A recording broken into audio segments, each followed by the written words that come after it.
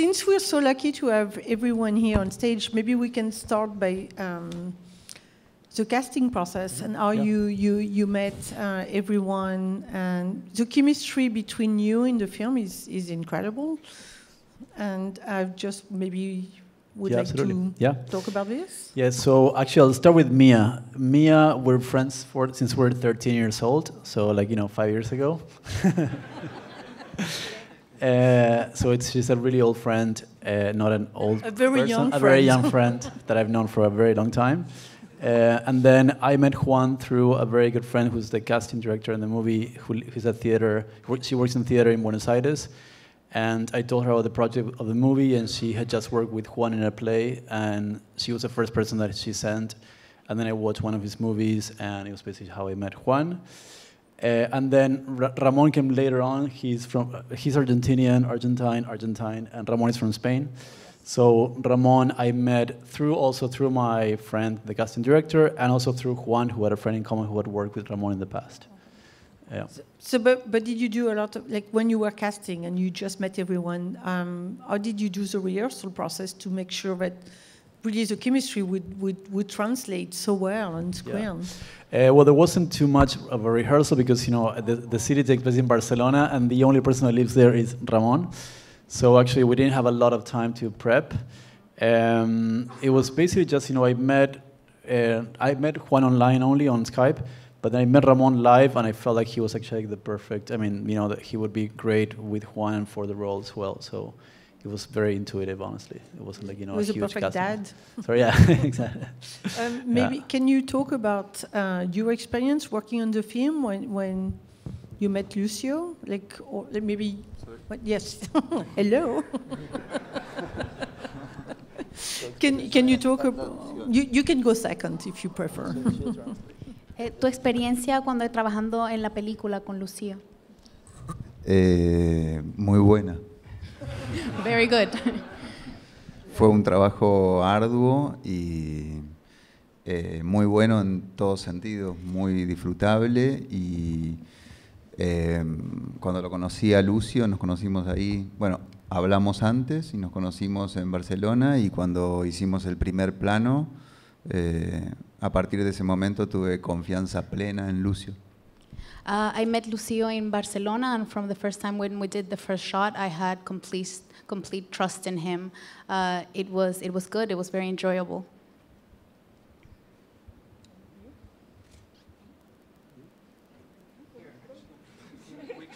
We have a next one. Okay. Oh no, actually, trade. That's the one that works. Okay. Okay, so I'll go. Well, as Lucio said, we've been friends for a long, long time. Lucio's like a brother to me, so it's actually working with him feels like the most natural way to work with a director ever. I have these memories when Lucio did his first photography class. I was the first subject. And it was the first time I was ever photographed in my life. So kind of like working with him is like being kind of invisible and naked and just 100% myself. I don't know if there's another person in the world that kind of knows me as much as he does. So it's pretty beautiful for me to be working with him. It's a really special opportunity, and kind of like a little like friendship miracle for me. So. And Lucio came to me by people that I trust, so I trusted him, and also I read an amazing script, so I was like going into it, and then we shoot in a way that I'm not used to, like no rehearsals mainly, and just improvising a lot during the shooting, and I was quite scared about that, but apparently it worked, so I'm quite happy. Can we talk a little bit about the structure of the film and the way you separated the linear structure in their relationship and with the actor, and also then did you direct everyone in a different way depending on where they were in the time structure? Yeah. So basically that actually came from a conversation with Juan, and it was the main difference between the script and the shooting, which is basically we decided to, when we went to the past, that we weren't going to announce it or have different makeup or use a different actor.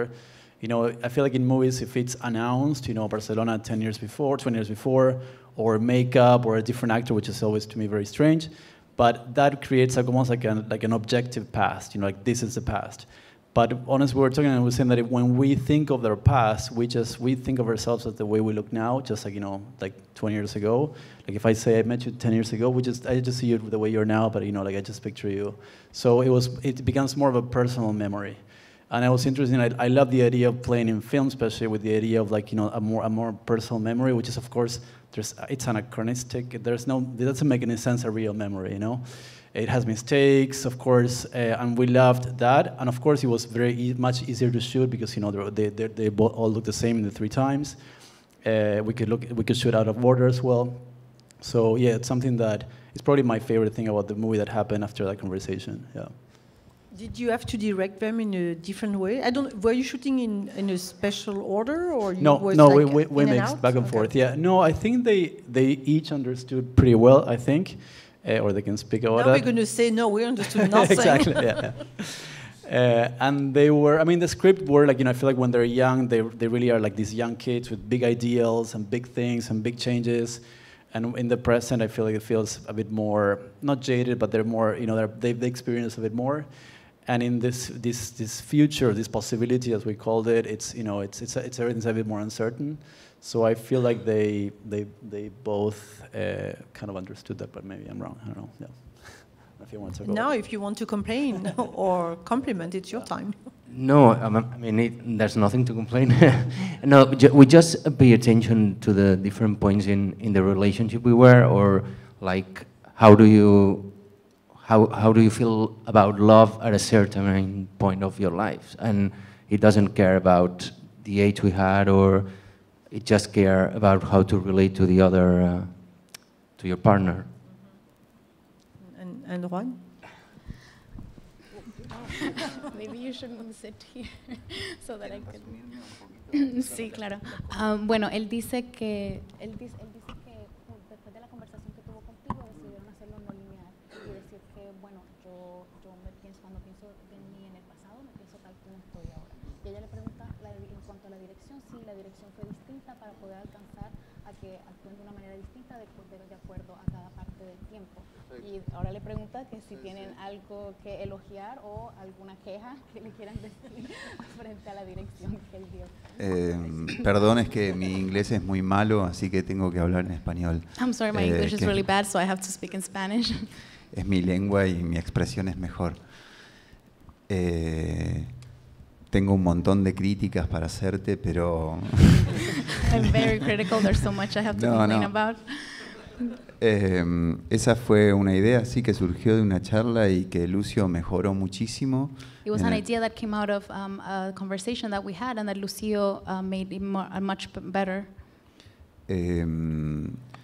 No, yo simplemente me entregué al rodaje y a la dirección de Lucio y me dejé llevar, y también en la sensación de perderme un poco en el tiempo.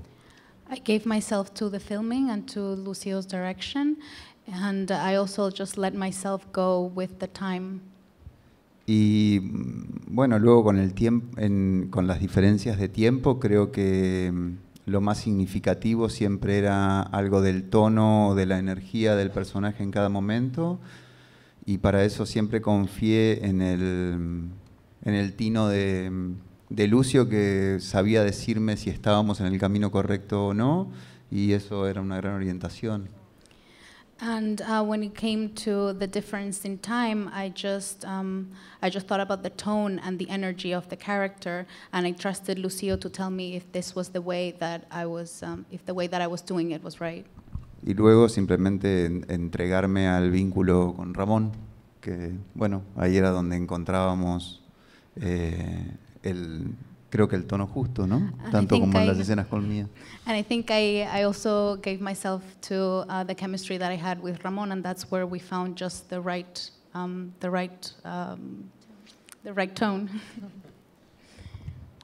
I'm going to ask maybe 1 or 2 more questions, and then we can share with the audience. In terms of the way you approach characters and the setup, it's a very movie. It's very much a movie of the time. Everybody is from a different country. Everybody works in a different country, and everybody has this type of jobs that didn't exist a few years ago. Yeah. And it's a movie that seems to be, to me, influenced by its time, its present very much. So is that something that you were conscious about when you were writing the script and directing the film? It's a movie that could not have happened maybe 10 or 20 years ago. Yeah. So it's a movie of its time, totally. Yeah, absolutely. I mean, I feel like it has, I feel like, there's, I mean, I don't want to comment too much about our time, but definitely, that there's that thing with space, right now, the Airbnb, the idea of this fake warm apartment where you stay, which is comfortable and it's great, but there's also some sort of coldness where you find these books that maybe some random books and somebody left it. So that grinder prep, there's this idea of space that it's kind of like a transient space, that it's not a very romantic space per se, which I thought it was interesting to explore. Also, I'm Argentine. I feel like Argentines have, per se, I feel there's a bit of something of a rootless, where are we from? Are we from there? We were born there, but our grandparents are from somewhere else. There's I live somewhere else as well. So I feel like, and also the characters are in a different city. They're both, they're coming back there. So there's I feel like in the movie, the space is almost like there's no roots, in the movie. And I feel like that, to me, was a nice way to, also displace time and space almost in two similar ways that they're kind of fluid, And I feel like that was a nice way to, tie the thing that grounds them, this idea of, this fluid time, fluid space, where, these two strong characters and basically what they feel, Yeah. I agree. Maybe we can ask questions to the audience. Yeah. I have more questions, so but we have a microphone somewhere. Right? Yes? No? Well, we can ask question and we can repeat the question. So, who's first? There's someone here? Yeah, two questions. Was the baby in the film your daughter? Yes. And I did not starve her so she could eat that peach. For the record. She's grown up a lot. Yeah.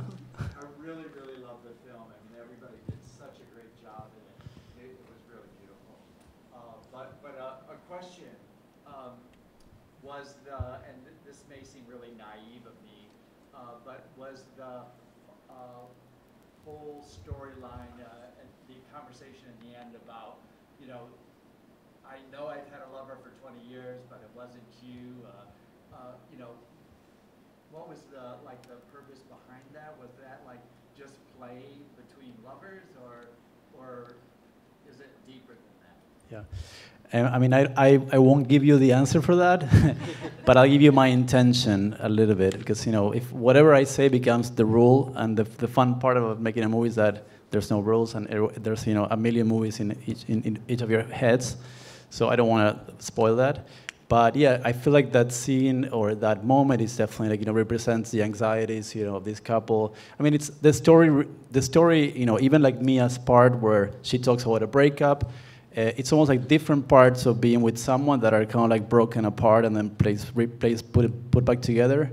So I wanted to show a breakup. That's why the breakup is told by me and it's not actually experienced in the movie, and also by a separate character. And that the ending as well. It's a way of it's a possibility of this big couple has been together for a long time, and he feels that maybe it wasn't with him. He feels time goes by really fast. We met just yesterday. This is not, it's this idea that when we think of time, even our past, things that are 10 years ago or 20 years ago, sometimes, they mix up together. And in our minds, past, present, this chair, what I did yesterday, what I did 2 years ago, what I'm going to do tomorrow, it's all mashed up together. And I feel like film is such a great place or medium to explore that, So that's why I wanted to do it that way. Yeah.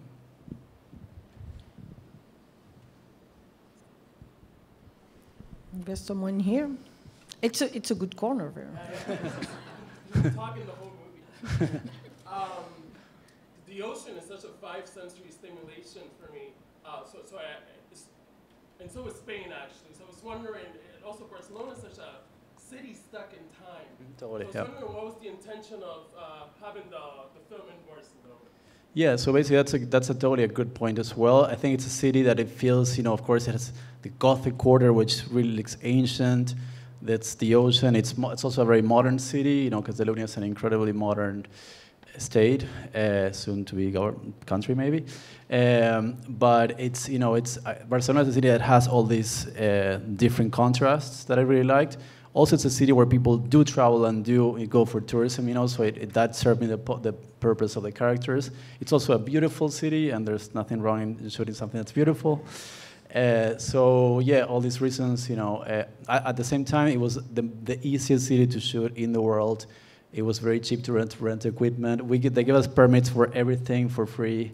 It was complete, so I recommend if anyone needs to shoot anything, go to Barcelona. It's so easy, pleasant, open-minded. It was great. Yeah. Yeah. You've been hired by the Board of Tourism for. Yeah, don't shoot in France; it's very difficult. But Barcelona, okay. Yeah. Is there another question? Yes, someone here. You just stand up and speak loud. Sorry, when? How long? Very short. I completely exploited my whole crew, casting crew. It was 12 days, and we did Shot in 12 days? Yeah. And it had, yeah. It has a lot of scenes. It's not just, the whole thing in one space. So, yeah, we shot 16, 20 hours a day. So it was very, very intense. And I should also thank the producer who's here, Joanne Lee, there. Yeah, who made all this possible. Yeah, please stand up, stand up. Yeah. She fed us tapas and kept the schedule going, and she rented equipment. She did everything. And then also our sound designer, who's amazing, who spent the most time watching the movie, because we spent 6 months in post-production for sound. Robert Lombardo, who's there, please stand up. Thank you.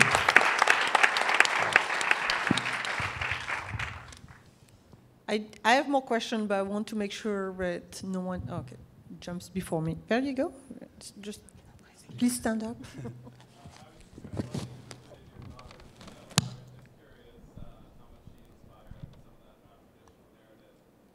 Oh, that's interesting. It's a question about the non-traditional narrative. Yeah, right? Inspired by my daughter, right? By the baby.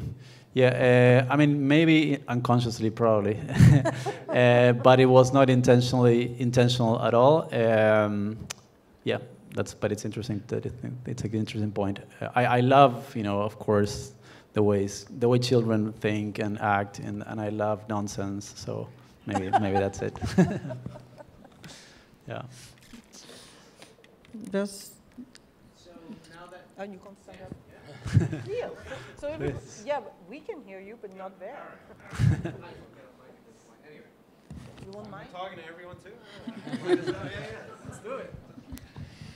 All right. So now, with the knowledge that this took 12 days to shoot, and you said you were very open with improv, as far as the production, were you open with how you captured a scene and how you shot it, or did you kind of go into that with more of a game plan since you had a tight schedule? Right. It wasn't very improvised. I think Ramon said, was it very improvised? I mean, it's pretty much the script, but yeah, sure. There were some liberties and freedoms that I allowed instead. Did you write the script? I did. But so the production. Sorry, the question was. your approach to shooting it, your shots and how you wanted to cover a scene. Oh, the coverage, and shooting. I mean, we have very little time, so basically we decided what was the best for each action in each scene, which had the best, we could capture the best, the idea for each shot. So we didn't do a lot of coverage, but in the scenes that required, scenes that required time, and I wanted to get something right, we did 20 takes. Some scenes did take a lot of time. Some were very fast. The sex scenes were super fast.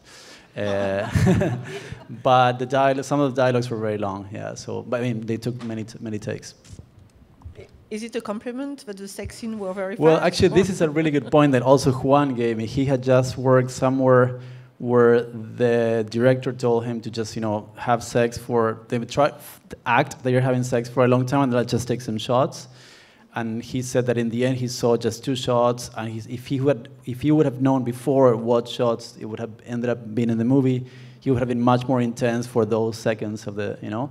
So the sex scenes were super, you know, the shots were completely calibrated and calculated, so it was just, you know, they were very fast. Once you were like, okay, come on, do it, and stop, you know. Yeah. Yeah. I'm glad I introduced the movie as a very romantic movie. Yeah, thank you. I meant romantic and very sexual. Right.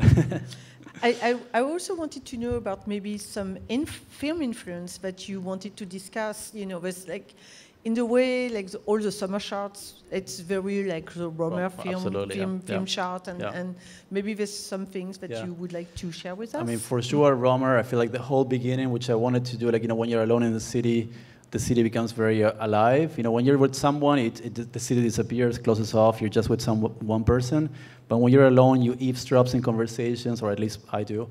You see things, you see other people, you connect with the city much more. That's why the beginning, those 13 minutes are you know, it's just him alone walking around. And definitely that has that RaMell, you know, there's a summer town, I love him, so there's, you know, many movies that, the summer town, the connection with people, the dialogue, for sure, it's him. I mean, there's so many people that I've seen, that I love, that I've seen many in this screen. But I love Kaurismäki's simplicity. Aki Kaurismäki, a Finnish director that I absolutely love, the way he's very simple at articulating shots, but I feel like he has a very amazing emotional depth, and I love that. I also, I mean, there's so many, honestly. Of course, I love Bresson, I love Antonioni, I love Angela Chanelec from a more recent director. Yeah, I mean, there's many more that I'm sure filtered through and that I'm not even aware. You know. I was thinking of Angela Chanelec because obviously the time structure really reminded me of like the way you both work, like in the structure. But there's many films, but I wouldn't say like they were direct influence, but you know, you jump from little things here and there. Yeah, maybe Chabrol as well, like the more psychological thing, tension at the end, more psychological, more like suspense, you know, 80s Chabrol, that suspense thing, maybe at the end, I don't know. Also, I've never seen a movie where the time structure is delimited by how many beers are in the fridge. Exactly. Good point, yeah, absolutely. We have time for a couple more questions. There's someone here, so if you could stand up and be loud enough. I'm wondering if you identify in particular with the character of Juan. There seems to be a physical resemblance there. There is. So do you identify with the character of Juan? There's a physical resemblance? I feel like the three of them say, and this is, you know, as you probably can infer, it's a very personal movie, but even like, you know, Mia's characters is something that happened to me actually. So I feel like there's things of Ramón that I have. I mean, of course, I made each character say things that I've experienced or I feel, but of course, in respecting the nature of each character. But yeah, I mean, for sure, it's very personal. It's very, you know, there's details, not just with him, but definitely with Ramón, with Mia, you know, with all the characters, definitely, yeah. There's someone here? I have a question about public and private. You talk about space and time. So it actually spans quite a few years. Because when I was looking at watching your film, I compared it with Chinese film. One of the features is they like to really incorporate public events. Something happened in the public. Yes.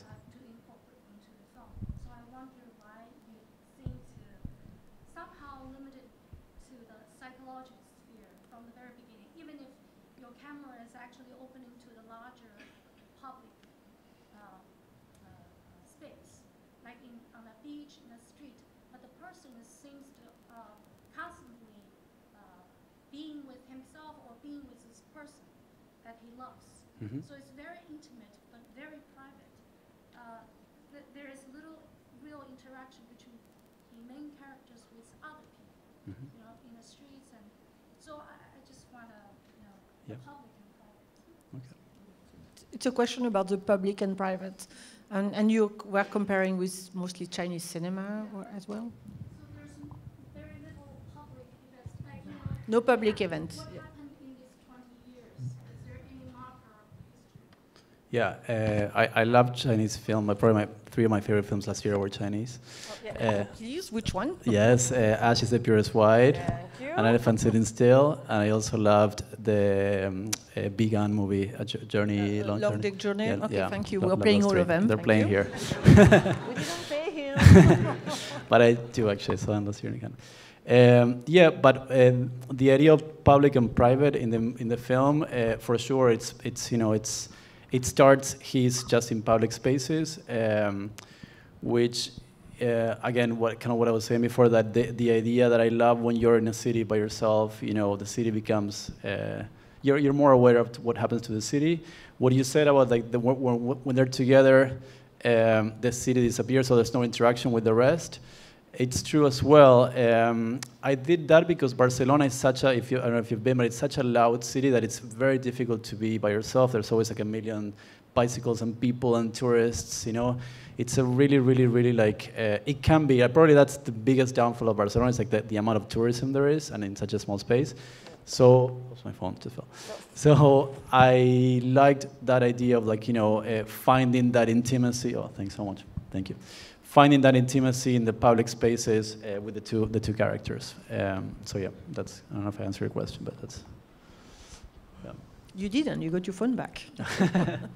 We have time for a couple more questions. So if there's anyone else, maybe in the back. No? Yes? Someone here?